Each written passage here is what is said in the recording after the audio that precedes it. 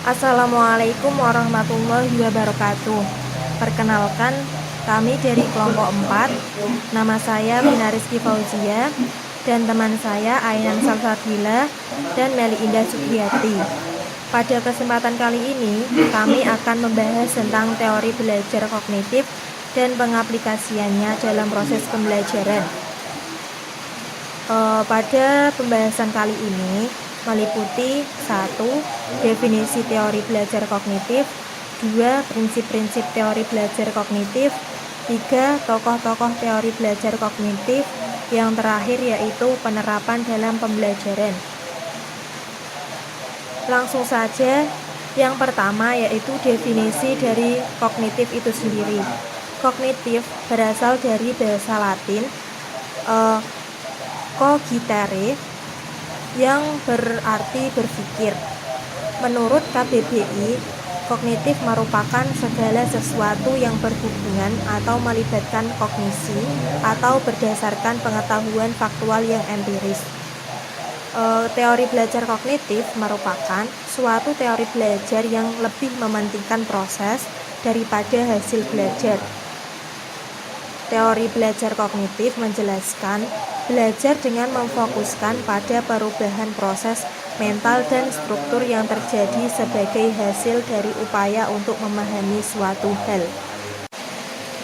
Selanjutnya ada beberapa prinsip dari teori belajar kognitif, yaitu 1.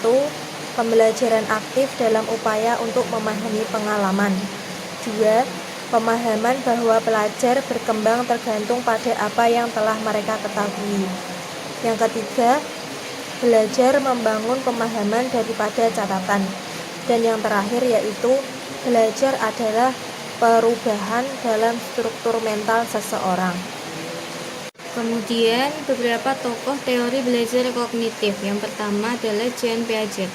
Jean Piaget mengemukakan bahwa proses belajar akan terjadi apabila ada aktivitas individu berinteraksi dengan lingkungan sosial dan lingkungan fisiknya. Pertumbuhan dan perkembangan individu merupakan suatu proses sosial. Dengan adanya interaksi individu dengan orang lain, individu yang tadinya berpandangan subjektif terhadap sesuatu akan berubah menjadi objektif karena pertukaran ide-ide dengan orang lain. Tahap-tahap perkembangan kognitif menurut Jean Piaget ada 4, yaitu yang pertama tahap sensori motor dari usia 0 sampai 2 tahun. Dalam tahap ini, individu memahami sesuatu atau tentang dunia dengan mengkoordinasikan pengalaman sensoris seperti melihat dan mendengar dan dengan tindakan motorik fisik. Yang kedua, tahap praoperasional dari usia 2 sampai 7 tahun. Dalam tahap ini, individu mulai melukiskan dunia melalui tingkah laku dan kata-kata, tetapi belum mampu untuk melakukan operasi tindakan mental yang diinternalisasikan. Yang ketiga, tahap operasional konkret dari usia 7 sampai 11 tahun. Dalam tahap ini, individu mulai berpikir secara logis tentang kejadian-kejadian yang bersifat konkret. Yang keempat, tahap operasional formal dari usia 11 tahun ke atas. Dalam tahap ini, individu mulai memasuki dunia kemungkinan dari dunia yang sebenarnya, atau individu mengalami perkembangan penalaran abstrak. Selanjutnya, menurut J.S. Brenner, teori kognisi J.S. Brenner menekankan pada cara individu mengorganisasikan apa yang telah dialami dan dipelajari, sehingga individu mampu menemukan dan mengembangkan sendiri konsep, teori-teori, dan prinsip-prinsip melalui contoh-contoh yang dijumpai dalam kehidupannya. Untuk meningkatkan proses belajar, menurut Brenner, diperlukan lingkungan yang dinamakan Discovery Learning Environment, atau lingkungan yang mendukung individu untuk melakukan eksplorasi dan penemuan-penemuan baru. Yang selanjutnya yaitu tahap-tahap dalam proses pembelajaran menurut J.S. Brenner. Pertama yaitu proses pemerolehan informasi baru. Perolehan informasi baru dapat terjadi melalui kegiatan membaca ataupun mendengarkan penjelasan guru mengenai materi yang diajarkan. Yang kedua yaitu proses mentransformasikan informasi yang diterima. Proses transformasi yaitu tahap memahami, menganalisis pengetahuan baru serta mentransformasikannya dalam bentuk baru yang bermanfaat. Yang terakhir yaitu menguji atau mengevaluasi relevansi dan ketepatan pengetahuan. Kegiatan ini bertujuan untuk mengetahui apakah hasil transformasi pada tahap kedua benar atau tidak.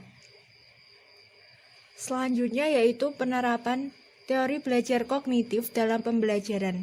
Contoh penerapannya adalah sebagai berikut. Pertama, proses pembelajaran adalah realitas, kultural, atau natural. Dalam proses pembelajaran tidak perlu adanya berbagai paksaan dengan dalih membentuk kedisiplinan. Yang kedua yaitu pembelajaran tidak berpusat pada guru, tetapi peserta didik lebih aktif.